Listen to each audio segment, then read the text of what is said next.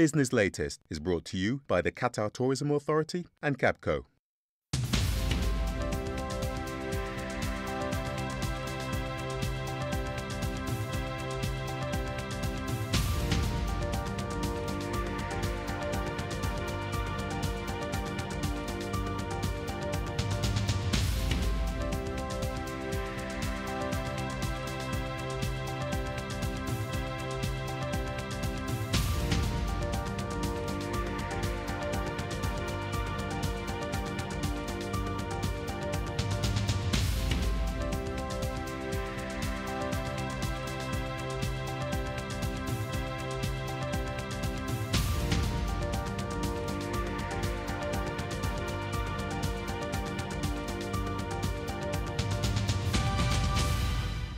Business Latest is brought to you by the Qatar Tourism Authority and Capco. On the next Riz Khan show, rock star and activist Yusuf Islam, formerly known as Cat Stevens, reveals the origins of his new song celebrating the popular uprisings in Egypt and beyond. Riz Khan at this time on Al Jazeera. East Timor's government has declared it's time for foreign forces to leave the country. But with a frail infrastructure, is this nation prepared to face a future without international support? 101 East at this time on Al Jazeera. Personal blogs by professional journalists. blogs.aljazeera.net.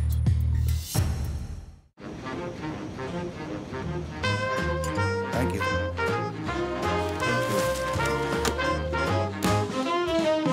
Oh no!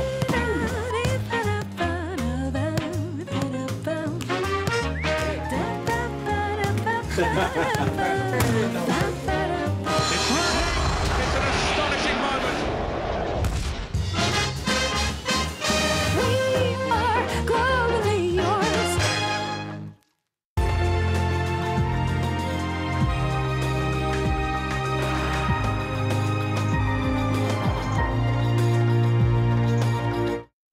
They have been brainwashing the kids and the young people of that area. Muammar Gaddafi blames the Libyan uprising on Al-Qaeda in a phone call to national television.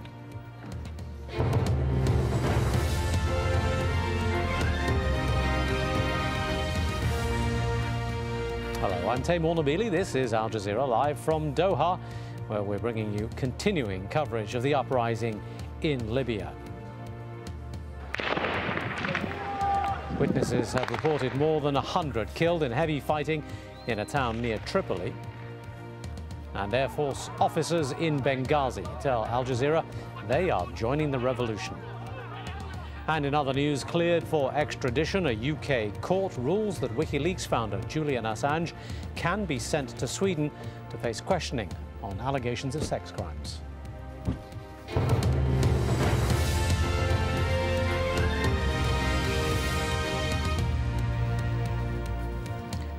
Now, Libya's leader, Muammar Gaddafi, has blamed Al-Qaeda and its leader, Osama bin Laden, for the uprising in his country. Speaking a short while ago on state television, he said bin Laden has been manipulating Libyans, and he urged mothers to pull their children off the streets, reiterating his belief that most of the protesters have been given drugs.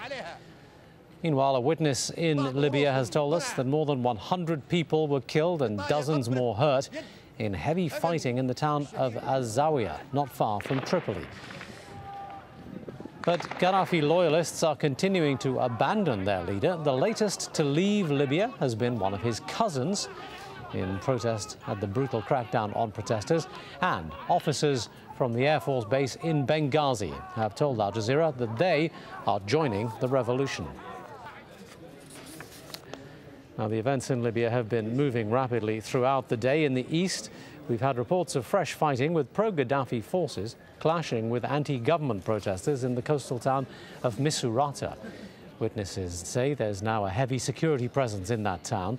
It's about 120 kilometers east of the capital, Tripoli. And as we also mentioned, there's been heavy fighting in Az-Zawiya, just 50 kilometers west of the capital. On one side, forces loyal to Gaddafi. On the other, the anti-government protesters. And in the middle, many dead, as we've heard. Lawrence Lee has this report on the day's developments.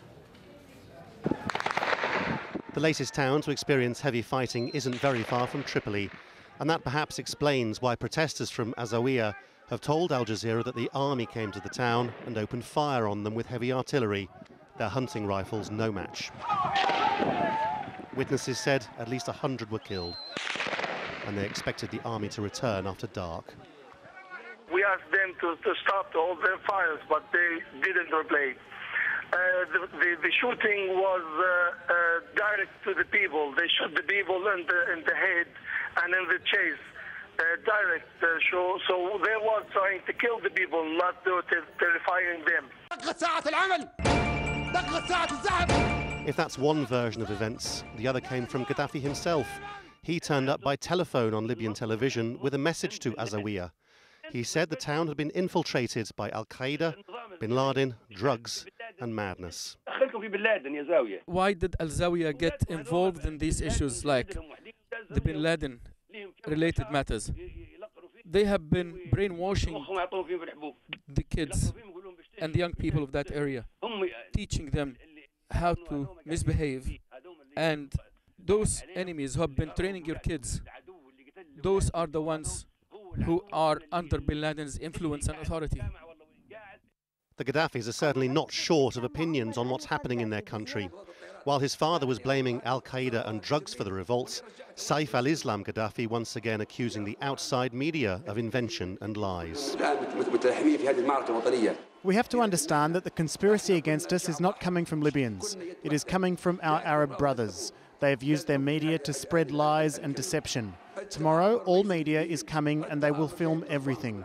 There is also an investigation committee, which includes foreigners. You will discover that we were deceived. You will find that this was the biggest lie to Libyans in our history. As well as all these observations from the Gaddafis, Libyan TV has been showing other pictures aimed at putting the fear into the opposition. It isn't clear whether these men are alive or dead, though at least one is still moving. There was a message as well: give all your weapons in and we won't harm you. It's unlikely to be believed by the protesters. It's hardly surprising the government wants the opposition to agree to a weapons amnesty. These images from Misrata in the west, said to be the scene of new fighting after falling to the opposition, suggest the uprising has as many heavy weapons as the army. During his latest address, Gaddafi offered the opinion that Libya's tribal leaders, some of whom have been meeting